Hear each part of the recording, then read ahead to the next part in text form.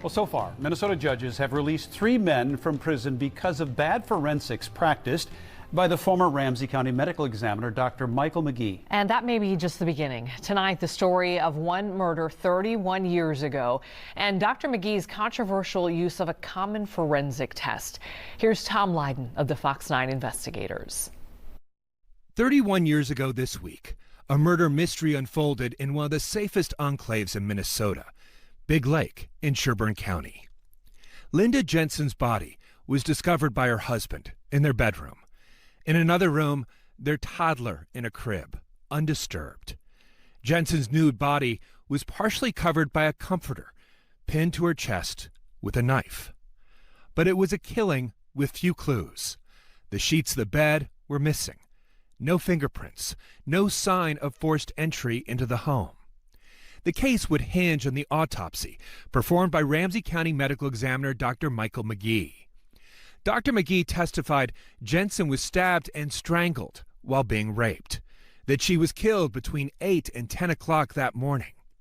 His findings based on an acid phosphatase test, like the one seen here, used to determine the presence of semen.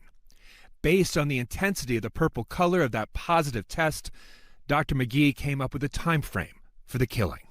No, it's terrible. That's not something that should be done. Many laboratories have rules against doing that, but unfortunately, it's not as rare as it should be. Kate Judson is with the Center for Integrity in Forensic Sciences, a kind of watchdog for junk science used by law enforcement and the courts. She says the acid phosphatase test reacts to an enzyme found in semen. But that same enzyme is also found in vaginal secretions and produced by a body's decomposition. Even 30 years ago, it was considered only a preliminary indicator for semen that didn't establish a reliable time frame and needed to be confirmed by other testing. And then, of course, if you're able to do DNA testing and the mix, and it's not an overly complex mixture and it's sufficient to be tested, you can get a DNA profile. There was a DNA match 8 years later that led to Jensen's neighbor and Boy Scout leader Kent Jones, who's currently serving a life sentence for Jensen's murder at Stillwater Prison. He's always maintained his innocence, but he's been found guilty in 2 separate trials. The Fox 9 investigators have learned the Minnesota Attorney General is currently reviewing his case. The problem is, over the years, Kent Jones would keep changing his story.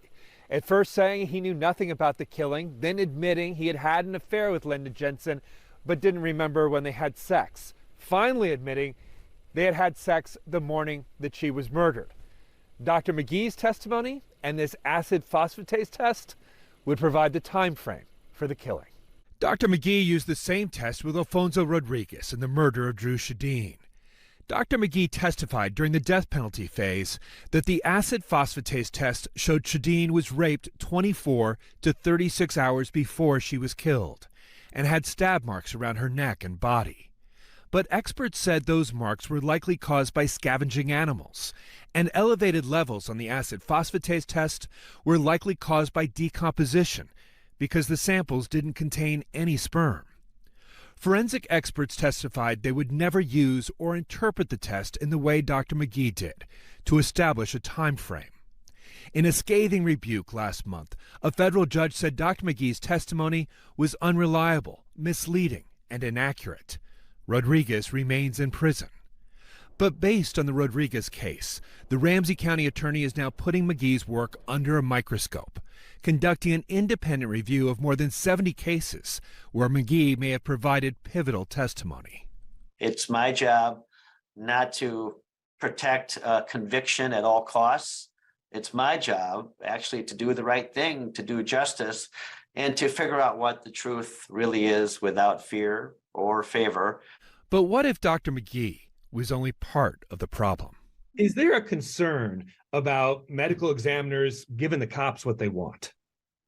Yes, that's a serious concern. That is something that is referred to as role effects bias. So when you see yourself as part of a particular team, then you want to help your team win, right? And remember, medical examiners aren't just coming up with the cause of death, they're also determining the manner of death, accident, murder, or suicide, a critical starting point for any case.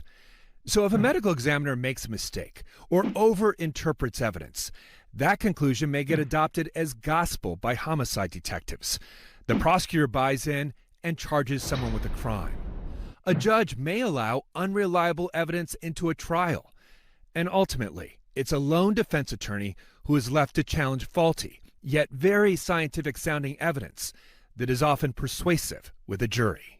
When we talk about these tragedies, they're in some ways like airline tragedies, in that it's not one thing that goes wrong.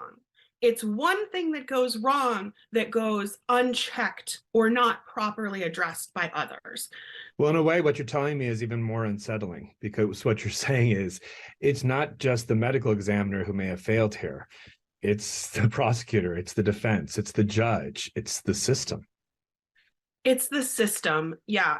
And I do think that experts have a higher obligation to make sure that what they say is scientifically accurate and that they don't overstate the science. Role effects bias may be a particularly useful insight with Dr. McGee, who for 35 years was the go-to expert in Minnesota, even training police and prosecutors on the nuances of forensic science.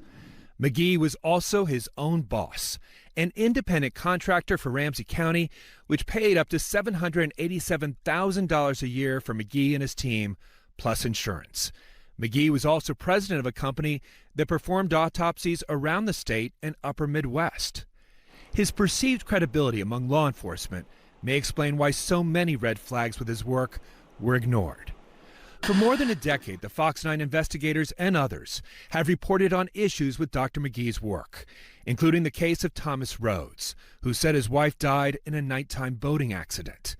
But McGee testified she was beaten and run over several times with the boat. Nothing like that happened. There was no contact between myself and my wife that night.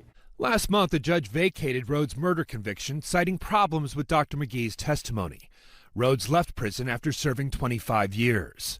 Judges have also overturned or vacated murder convictions in 2 shaken baby cases, Michael Hansen in Douglas County and Robert Kaiser in Stearns, because Dr. McGee gave false or incorrect testimony. And so that should be a red flag for folks, because we're not talking about everybody makes mistakes, but we're not talking about small ones. We're talking about an error that actually drove a prosecution.